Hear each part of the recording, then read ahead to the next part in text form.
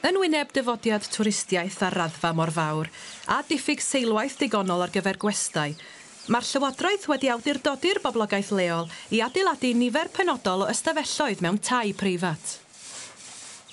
Heb fynediad i ddeunyddiau modern oherwydd yr embargo, mae'r adeiladwyr yn cael ei gorfodi droi at hen dechnegau'r oes a fu. Maen nhw'n ailddarganfod i treftadaeth forwrol. Roja. ¿Cómo se anda? Bien, bien. Bien. ¿Cómo está el canto? ¿Está fuerte? Está más o menos, está un poco apretado.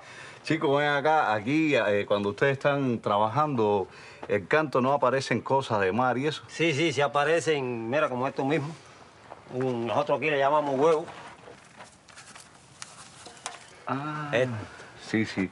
Esto es un bivalvo, es decir, sí, es un caracol doble y entonces se fosilizó.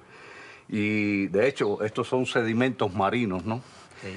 Y asociado a este canto no aparecen otras cosas. Sí, sí aparecen, marinas. sí, aparecen otras cosas. Mira, como esta cosa, una cosa rara que la encontramos aquí. ¡Ojo! Pero esto es interesantísimo. Este es el diente de un tiburón que vivió hace 35 millones de años y llegó hasta un periodo que se llamó Pleistoceno, de hace 1.5 millones de años. Era un animal muy, muy grande.